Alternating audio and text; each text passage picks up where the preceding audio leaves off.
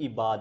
حقوق العباد کا ہمیں بہت خیال ہونا چاہیے، بہت خیال رکھنا چاہیے ہمیں اس کا۔ یہ اللہ تبارک و تعالیٰ کا نظام ہے کہ اگر کوئی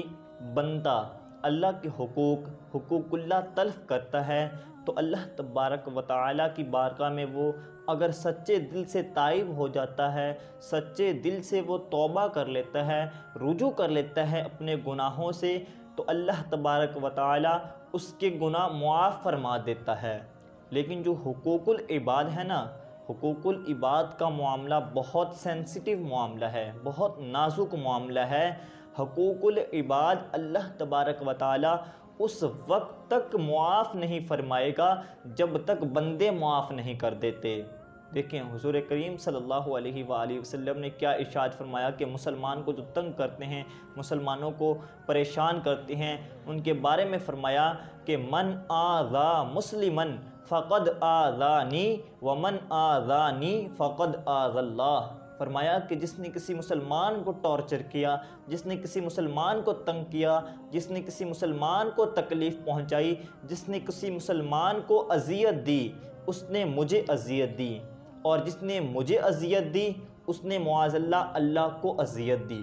دیکھیں سوچیں تو صحیح، اب یہ معاملہ کہاں تک پہنچتا ہے؟ لوگوں کے حق دبا لیتے ہیں، ان کے پیسے دبا لیتے ہیں، ان کی زمینوں پر قبضہ کر لیتے ہیں، اور پھر آتے ہیں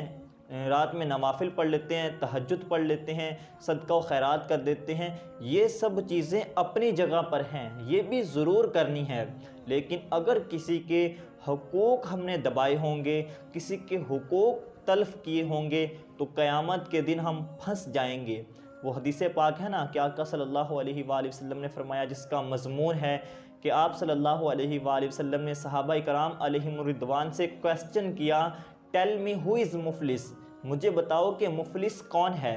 تو صحابہ کرام علیہم الرضوان نے عرض کی کہ یا رسول اللہ صلی اللہ علیہ وآلہ وسلم، وہ شخص مفلس ہے جس کے پاس درہم و دینار نہیں، وہ شخص مفلس ہے جس کے پاس روپے پیسے نہیں۔ تو آقا کریم صلی اللہ علیہ وآلہ وسلم نے ارشاد فرمایا، وہ شخص مفلس نہیں ہے جس کے پاس درہم و دینار نہیں ہے، وہ شخص بھی مفلس نہیں ہے جس کے پاس روپے پیسے نہیں ہے۔ تو صحابہ کرام علیہم رضوان نے عرض کی کہ یا رسول اللہ صلی اللہ علیہ وآلہ وسلم، پھر کون ہے مفلس؟ آپ ہی بتائیے۔ تو آقا صلی اللہ علیہ وآلہ وسلم نے ارشاد فرمایا کہ وہ شخص ہے مفلس جو قیامت کے دن ماؤنٹین جتنی گڈ نیڈز لے کر آئے گا، پہاڑ جتنی نیکیاں لے کر آئے گا۔ اس نے روزے بھی رکھے ہوں گے، نمازیں بھی پڑھتا ہوگا، حج بھی کیے ہوں گے، صدقہ و خیرات بھی کرتا ہوگا، لیکن اس حال میں آئے گا کہ اس نے حقوق العباد تلف کیے ہوں گے،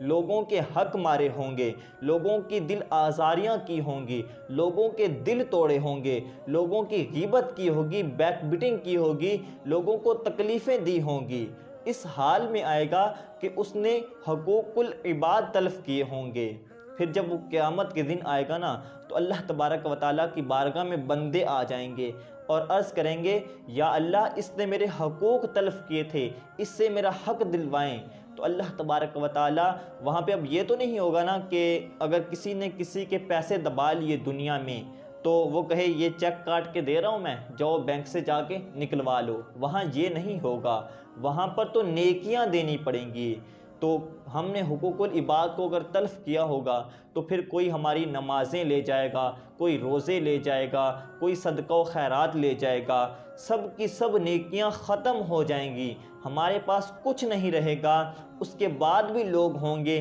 دعویٰ کرنے والے موجود ہوں گے کہ یا اللہ اس نے میرا بھی حق دینا ہے۔ پھر جو ان لوگوں کے گناہ ہوں گے، دعویٰ کرنے والوں کے جو گناہ ہوں گے، وہ اس بندے پر ڈال دیے جائیں گے، اس انسان پر ڈال دیے جائیں گے جس نے حقوق العباد کو تلف کیا ہوگا۔ اور پھر اعلان ہوگا کہ یہ وہ بدبخت انسان ہے جو ماؤنٹین جتنی گڈ ڈیڈز لے کر آیا تھا، لیکن اب اسے جہنم میں داخل کیا جا رہا ہے، کیونکہ یہ حقوق العباد کو تلف کرتا تھا، حقوق العباد کا خیال نہیں رکھتا تھا، حضرت سیدنا شیخ ابو طالب بن علی مکی رحمۃ اللہ تعالی علیہ نے بھی فرمایا کہ بہت سے لوگ، زیادہ تر لوگ ایسے ہیں جو اپنے گناہوں کی وجہ سے نہیں بلکہ دوسرے لوگوں کے گناہوں کی وجہ سے جہنم میں جائیں گے۔ ان کے جہنم میں داخلے کا باعث دوسرے لوگوں کے گناہ ہوں گے جو حقوق العباد تلف کرنے کی وجہ سے اس کے سر پر ڈال دیے جائیں گے، اس انسان پر ڈال دیے جائیں گے۔ تو ہمیں خیال رکھنا چاہیے، ہمیں حقوق العباد تلف نہیں کرنے چاہیے، حقوق العباد کا خاص خیال رکھنا چاہیے۔ کم از کم ہمیں اتنا تو خیال رکھنا چاہیے، ہم اتنی کوشش تو ضرور کریں کہ اگر میری وجہ سے کوئی خوش نہیں ہو سکتا تو کم از کم میری وجہ سے کوئی ناراض بھی نہ ہو، میری وجہ سے کوئی پریشان بھی